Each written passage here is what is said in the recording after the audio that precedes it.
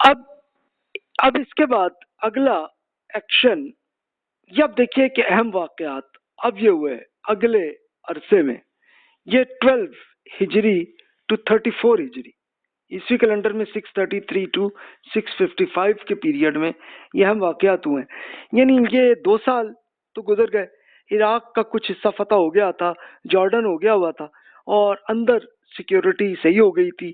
جن لوگوں نے نبوت کا دعویٰ کر چکے تھے وہ مارے گئے، ختم ہو گیا معاملہ، اور جنہوں نے زکوٰۃ کا انکار کیا تھا انہوں نے وہ بھی سرنڈر کر لیا، معاملہ ختم تھا۔ تو اب عمر بن خطاب رضی اللہ عنہ کی خلافت شروع ہوئی۔ اب یہ 13 ہجری میں یہ واقعہ ہوا۔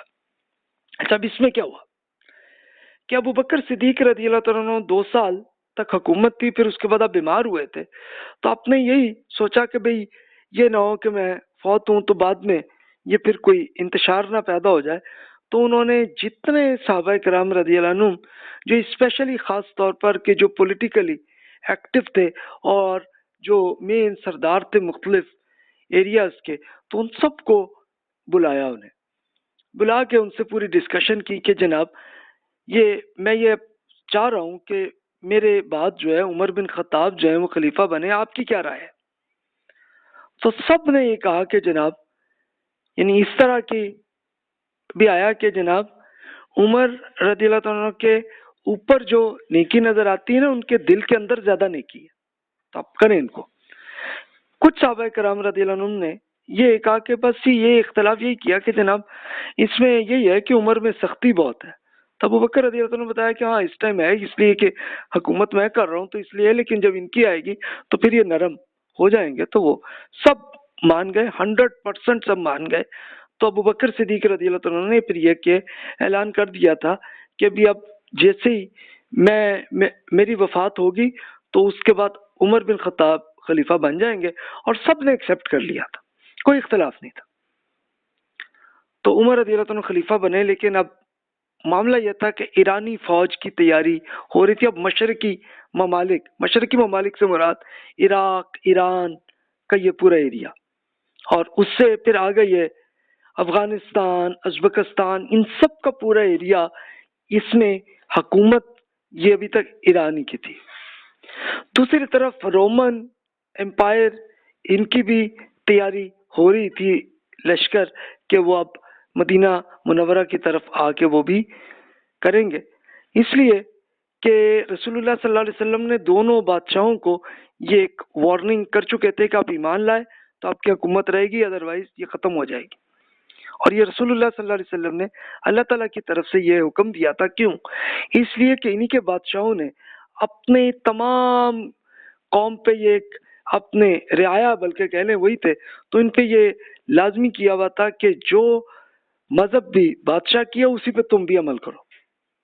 تو اب یہ ایک پرزیکیوشن کی حیثیت تھی کہ جو ایمان لانا چاہتے تھے تو ان کے لیے کوئی آزادی نہیں تھی، اور یہی دونوں سپر پاورز تھیں، انہوں نے تیاری کر دی تھی۔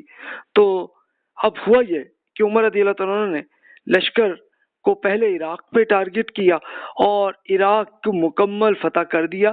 یہ صرف 4 سال کے اندر یعنی 13 to 17 ہجری تک پورا عراق فتح ہو گیا، اور عراق ہی اصل میں ایران کا کیپٹل تھا، کہ بادشاہ وہ اس ایریا میں تھے۔ دوسری طرف انہوں نے پھر خالد بن ولید رضی اللہ عنہ سب سے بڑے جنرل تھے، ان کو یہ کیا کہ آپ موومنٹ کر کے آپ شام میں آ جائیں۔ تو شام سے مراد سیریا، فلسطین، پھر اسی طرح لبنان اور جارڈن تو پہلے ہی فتح ہو چکا تھا، ان کو جا کے کریں۔ انہوں نے ادھر بھی ایکشن جا کے کر لیا، عراق میں کچھ اور صحابہ نے کر لیا تھا۔ تو جناب آتے آتے یہ 4 سال کے اندر یہ پورا علاقہ فتح ہو گئی۔ یعنی یہ جو دونوں سپر پاورز ہیں ان پہ جنگیں ہوئیں، لیکن جنگوں میں آسانی سے وہ اترے۔ یعنی اس میں آپ یہ اندازہ کریں کہ ایران کا ایک مین جنرل رستم سے ایک بار یعنی جنگ ایک دم نہیں ہوتی تھی، بلکہ اس سے پہلے نیگوسیشنز کا ایک سلسلہ ہوتا تھا۔ کچھ صحابہ کرام گئے تھے، انہوں نے پوری ایک سچویشن بتائی، تو رستم نے کہا کہ بھئی یہ تم لوگ ٹھیک ہے، تم آتے تھے عراق میں آ کے کچھ جنگ کرتے تھے، کچھ اس کے بعد لوٹ کے چلے جاتے تھے، اب تم بیٹھ ہی گئے ہو، آ ہی نہیں مطلب آپ جب واپس جا ہی نہیں رہے. تو انہوں نے کہا کہ جی پہلے واقعی آپ نے صحیح کہا کہ ہم لوگ پہلے اپنی مرضی سے آتے تھے, اب یہ اللہ تعالیٰ کا حکم ہے اس لیے اب اس پہ ہم ہیں. تو رستم کو سمجھ آ گئی بات, وہ اچھے پڑھے لکھے تھے, کہا کہ بھی لگتا یہی ہے. اور واقعی فوراً اگلے دن جنگ ہوئی, ان کی پوری فتح ہو گئی. اور اس کے بعد ہوتے ہوتے آسانی سے عراق بھی, اور پھر یا پورا جو ایریا ہے فلسطین, شام, جارڈن پہلے ہی ہو چکا تھا, پھر لبنان, یہ سب فتح ہو گئے. اب 17 میں اب ہوا یہ کہ ایک داخلی استحکام رہا, لیکن ایک مشرقی ممالک میں ایک عمر رضی اللہ عنہ نے یہ معاملہ یہ کیا کہ بصرہ اور کوفہ کی ایک ملٹری بیسز قائم کیا. ایک یہ نیا معاملہ ہوا. یعنی پہلے کیا تھا کہ جب کبھی بھی جنگ ہوتی تو اس کے لیے یہ ہر قبائل کو اعلان کرتے, تو جس کو بھی جہاد کا شوق ہے تو وہ آ جاتے تھے, تو جنگ کا کر لیتے تھے. لیکن اب عمر رضی اللہ عنہ نے یہ چینجز کی کہ اب ہونا چاہیے کہ ایک سٹینڈنگ ملٹری ہونی چاہیے. تو انہوں نے اب یہ عراق میں ہی سب سے زیادہ کرائسس کی امید لگ رہی تھی انہیں, تو انہوں نے بصرہ اور کوفہ یہ 2 شہر کیے, اور یہ پورے آپ کہہ لیجئے کہ یہ کینٹونمنٹ ایریاز انہوں نے بنائے, اور وہاں پہ آگے تک سیٹل ہو جائے. تاکہ اب مقصد یہ تھا کہ ایران سے اب یہ جنگ آئے گی تو یہ اس میں پوری ملٹری تیار ہو, سٹینڈنگ ملٹری, اور اس کے لیے سیلریز کا بھی ارینج کر لیا تھا. اس کے بعد 1923 میں پھر ایران کے ساتھ جنگ ہوئی. پھر ایران, خراسان, سیستان, مکران, بلوچستان, یہ پورا ایریا فتح ہو گیا اگلے 4 سال میں, یعنی 23 ہجری تک آتے آتے. اور پھر دوسری طرف یہ ہوا کہ ایجپٹ, مصر کی بھی فتح ہو گئی. یہ مصر جو ہے یہ رومن امپائر کا ایک حصہ تھا, تو یہیں کے جو بادشاہ جو انڈر رہتے تھے رومن امپائر کے, تو ان پہ بھی رسول اللہ صلی اللہ علیہ وسلم خط لکھا ہوا تھا, تو وہ بھی ایک وارننگ کا تھا. تو یہ آ گیا معاملہ. یہ دیکھیے اب آپ کو نظر آئے گا کہ کس کس صحابیوں نے زیادہ عمل کیا. یا آپ دیکھیے کہ پہلے یہ بالکل براؤن کلر جو ہے, جو بالکل بلیک براؤن سا کلر ہے, تو یہ رسول اللہ صلی اللہ علیہ وسلم کی حکومت یہاں تک تھی. لیکن اب عمر رضی اللہ عنہ کے زمانے میں فتح ہوتے ہوتے یہ دیکھیے عراق, ایران, خراسان, مصر, مصر تک ہی, یہاں تک عمر رضی اللہ عنہ نے یہ کر لیا تھا. اور اس میں عراق میں جنہوں نے بڑا عمل کیا, جن میں ایک خالد بن ولید رضی اللہ عنہ نے عراق کا اسپیشلی جو آپ کہہ لیں ساؤتھ کا ایریا یہ فتح کر لیا تھا. پھر مثنہ بن حارثہ رضی اللہ عنہ, یہ ایک بہت بڑے, یہ اصل میں اس پورے ایریے کے ایک سردار تھے یہاں کے قبیلے کے, اور انہوں نے جا کے ابو بکر رضی اللہ عنہ کو کہا تھا کہ جی آپ یہ ہم پہ اب یہ لشکر آنے لگا ہے, پلیز یہ اس کا کریں. تو وہ پھر انہوں نے پوری ملٹری وہاں پہ موومنٹ کر لی تھی. شام اور فلسطین میں مین ابو عبیدہ اور خالد بن ولید رضی اللہ عنہ نے مینج کیا, اور یہ پورا شام اور فلسطین کا ایریا پورا فتح ہو گیا. اس میں خاص طور پر یہ واقعہ ہوا تھا, ایک اہم واقعہ, کہ خالد بن ولید رضی اللہ عنہ ملٹری کے ہیڈ تھے. تو عمر رضی اللہ عنہ کو جب حکومت ملی تو انہوں نے سب سے پہلا کام یہ کیا کہ خالد بن ولید رضی اللہ عنہ کو مین ہیڈ کی بجائے ان کو اسسٹنٹ ہیڈ بنایا, اور ان کے اوپر ابو عبیدہ رضی اللہ عنہ کو ایک رسپانسبلٹی دی کہ آپ کریں. وجہ کیا تھی کہ خالد رضی اللہ عنہ کی ایک اپنا ایک ذوق تھا کہ آپ رسک لے لیتے تھے, بڑے رسک بھی ہو تو لے کے جنگ کر لیتے تھے اور فتح بھی کر لیتے تھے. لیکن عمر رضی اللہ عنہ کو یہ تھا کہ بھی ہماری ملٹری جو ہے وہ کہیں زیادہ اس میں ان کو نقصان نہ ہو جائے, تو اس لیے انہوں نے یہ کیا کہ خالد رضی اللہ عنہ کو یہ نہیں کیا کہ ان کو نکال نہیں دیا, بلکہ ان کو بس جسٹ ان سے ایک سٹیپ اوپر ابو عبیدہ رضی اللہ عنہ کو رکھا کہ وہ اچھی طرح سے کنٹرول کر لیں گے. خالد رضی اللہ عنہ اگر رسک لینا چاہ رہے ہیں تو ابو عبیدہ روک لیں گے, مقصد صرف یہ تھا. تو یہ ہو گیا آسانی سے. اور پھر تو معاملہ یہ تھا کہ رومن امپائر میں اگر رومن امپائر کو اگر ان کی ملٹری کو پتہ چلتا کہ یہ خالد آئے ہوئے اور ان کی تو وہ بغیر جنگ کے ہی وہ سرنڈر کر دیتے تھے. یہ ہوتی تھی چھوٹی موٹی جنگ اور اس کے بعد وہ خود سرنڈر کر دیتے تھے. اور ان کو اب ہوتا یہ تھا کہ ان کے جو قیدی بنتے تھے تو خود صحابہ کرام رضی اللہ عنہ ان کی دعوت پھیلاتے ہوتے تھے، ان کو قرآن پاک سناتے رہتے تھے. تیسرا مین کام کیا ایران میں، یہ سعد بن ابی وقاص رضی اللہ عنہ، یہ بھی سابقون الاولین میں سے صحابہ کرام میں سے ایک تھے. انہوں نے ایران پورا فتح کیا. اور ایجپٹ میں عمر بن عاص رضی اللہ عنہ نے فتح کیا اور ایجپٹ انہوں نے فتح کر لی اور وہ اس کے پھر گورنر بھی ان کے بنے. تو اب یہ مین ایریاز ہیں جو عمر رضی اللہ عنہ کے زمانے میں ہو گئے تھے.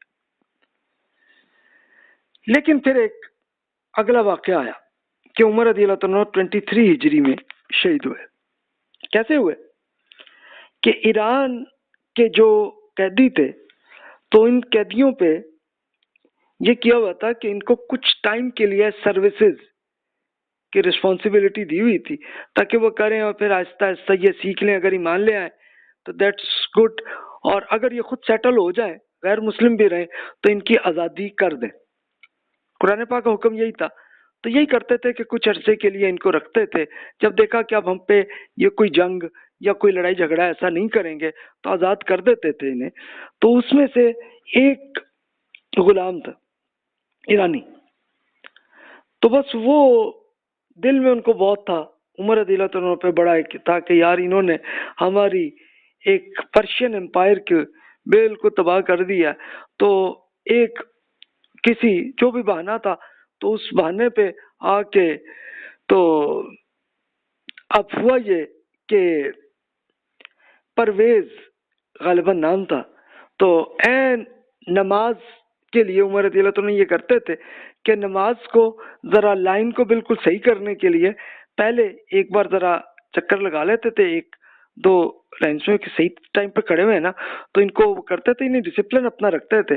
تو اس میں گئے تو بیچ میں خنجر ان کے پیٹ میں مارا. عمر رضی اللہ عنہ زخمی ہوئے. زخمی تو ہو گئے لیکن ان کو ایک دم وہ شہید نہیں ہوئے، ایک دو دن تک رہے. تو ان کو یہی تھا کہ بھی یار یہ نہ ہو کہ اب کوئی کرائسس نہ آ جائے. تو اب انہوں نے یہی معاملہ کیا کہ بھی پورے صحابہ کرام میں سے 6 آدمی ایسے تھے کہ جو ایک اسپیشلی کہ جو پولیٹیکل معاملات میں جو زیادہ ایکٹیو تھے. تو انہوں نے کہا کہ بھی آپ 6 کو اکٹھا کیا، بلایا اور کہا کہ بھائی اب آپ 6 نے مل کے یہ فیصلہ کرنا ہے کہ اب حکومت کس کی ہوگی. تو یہ آپ لوگ فیصلہ کریں گے، اور اگر نہ کیا تو پھر آپ نے یہ بھی کیا کہ انصار میں سے کچھ ایک بہت اچھے ایک پہلوان تھے، ان کو اور کئی لوگوں کو کہا کہ یہ 6 تو فیصلہ کریں گے، اور اگر اتنے دن تک نہ ہوا تو بھی آپ ذرا انہیں کو پکڑ لینا ان کو کہ ہاں بھی تم نے فیصلہ کیوں نہیں کیا ابھی تک. تو اس طرح سے کیا. اور پھر یہ بھی تھا کہ اگر ان پہ کوئی حملہ کرنے آ جائے تو چلو یہ انصار جو ہیں ان کو روک لیں گے. اچھا، انصار کی حکومت یہ نہیں کہ ختم ہوئی تھی، بلکہ ان کو بھی کئی گورنمنٹ کے ڈپارٹمنٹس جو ہیں وہی مینج کر رہے تھے. تو اب ہوا یہ کہ جو 6 صحابہ کرام تھے، اسپیشلی عثمان، علی، پھر عبد الرحمن بن عوف رضی اللہ عنہ، طلحہ، زبیر رضی اللہ عنہ، اور سعد بن اور ایک تھے پھر ان میں سے اسپیشلی عمر بن عاص سعد بن ابی وقاص رضی اللہ عنہ، یہ تھے. تو اس میں عبد الرحمن بن عوف رضی اللہ عنہ کو پولیٹیکلی صحیح سچویشن وہ سمجھتے تھے. تو انہوں نے یہی کہا کہ بھائی یہ کرتے ہیں، اگر یہی ہم نے 6 نہیں فیصلہ کرنا ہے تو چلو پھر یہ کرتے ہیں کہ آپ ہم میں سے ایک جو ہے نا کسی ایک کو جو ہے اپنا نمائندہ بنا کے کر لیں تاکہ 3 آ جائیں تو پھر اس میں ڈیسیژن آسان ہو جائے گا. تو اب طلحہ رضی اللہ عنہ نے یہ ڈیسیژن لیا کہ عثمان رضی اللہ عنہ خلیفہ بنے. زبیر رضی اللہ عنہ نے یہ فیصلہ کیا کہ علی رضی اللہ عنہ خلیفہ بنیں گے. اور پھر اس کے بعد یہ سعد بن ابی وقاص رضی اللہ عنہ نے یہ کیا کہ عبد الرحمن بن عوف رضی اللہ عنہ نے کیا کہ بھی وہ خلیفہ ہونے چاہیے. اب وہ تین آ گئے تو عبد الرحمن بن عوف رضی اللہ عنہ نے کہا کہ بھی آپ میں سے عثمان اور علی آپ کن کرنا چاہتے ہیں؟ تو وہ دونوں ہی ایکٹیو تھے اس معاملات میں، تو انہوں نے کہا کہ جی میں بھی ہٹ جاتا ہوں، لیکن یہ ہے کہ آپ یہ اجازت دیں کہ میں یہ اس کا ایک فیصلہ کر سکوں۔ ان کا دونوں نے کہا کہ جی بالکل آپ کریں، سب مان گئے۔ تو عبد الرحمن بن عوف رضی اللہ عنہ نے یہ کیا کہ پورے مدینہ منورہ میں جتنے لوگ تھے سب سے، خواتین سے بھی جا کے پوچھا کہ جناب آپ حکمران کس کو ہونا چاہیے، عثمان کو یا علی کو؟ پھر اس وقت حج ہو چکا ہوا تھا اور حاجی بہت سے گزر کے مدینہ سے آ رہے تھے، تو ان سے بھی جا کے پوچھا تو میجورٹی نے یہی کہا کہ عثمان رضی اللہ عنہ کو خلیفہ بنائے۔ تو انہوں نے پھر یہی کیا کہ مسجد نبوی میں پھر آ کے بتا دیا اور عثمان رضی اللہ عنہ کو اس کا خلیفہ بنا دیا اور علی رضی اللہ عنہ کو ان کے اسسٹنٹ خلیفہ بنا دیا۔ تو یہ مینیج کیا اور بہت اچھے طریقے سے معاملہ ہوا۔ تو عرب میں یہ اب داخلی استحکام رہا، لیکن پھر اب اگلا ایکشن 23 to 29 ہجری میں تو یہ معاملہ ہوا کہ آرمینیا، جارجیا، طبرستان، خراسان، یہ پورا علاقہ فتح ہو گیا۔ دوسری طرف لیبیا، قبرص یعنی سائپرس، روڈز، شمالی سوڈان، یہ آسانی سے فتح ہو گیا۔ اور پھر اس کے بعد 30 ہجری میں تو پورا ایرانی سلطنت ہی پورے ایران کے اندر غائب بھی ہو گئی، معاملہ بھی ختم۔ یہ اب دیکھیے کہ یہ لوکیشن آپ کے سامنے، لیبیا یہ بھی عثمان رضی اللہ عنہ کے زمانے میں ہوا، سوڈان یہ بھی فتح ہو گیا۔ اس کے بعد خراسان کا یہ ایریا ہے کہ یہ جس کو آپ یہ اسپیشلی آپ کہہ سکتے ہیں کہ یہ ایران سے چلتے ہوئے یہ ترکمانستان اور ازبکستان کا جو ایریا ہے یہ سارا یہ بھی فتح ہو گیا۔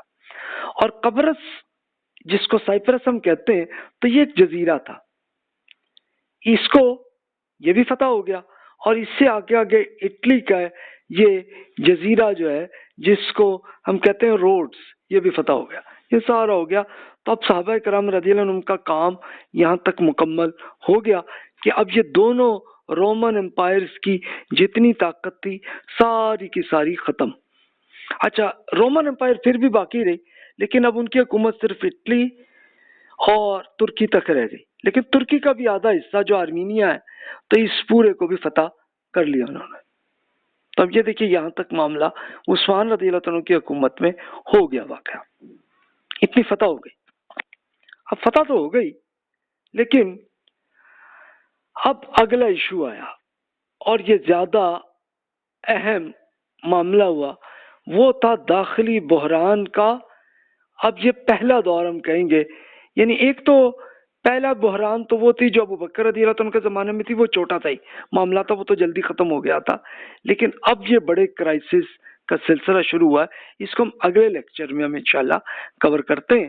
کہ ابھی آپ کے ذہن میں ابھی تک جو سوالات ہوں اس کو آپ ای میل کر سکتے ہیں اور وہ آپ کر لیجئے، تو پھر ہم یہ اگلا سب سے بڑا معاملہ ہے کہ جس میں تو پھر امت مسلمہ میں بڑی چینجز آئی ہیں، بہت معاملات ہوئے، فرقے بھی بنے، تو اس کو ہم انشاءاللہ اگلے لیکچر میں ہم کور کرتے ہیں۔ جزاک اللہ خیر واحسن الجزا۔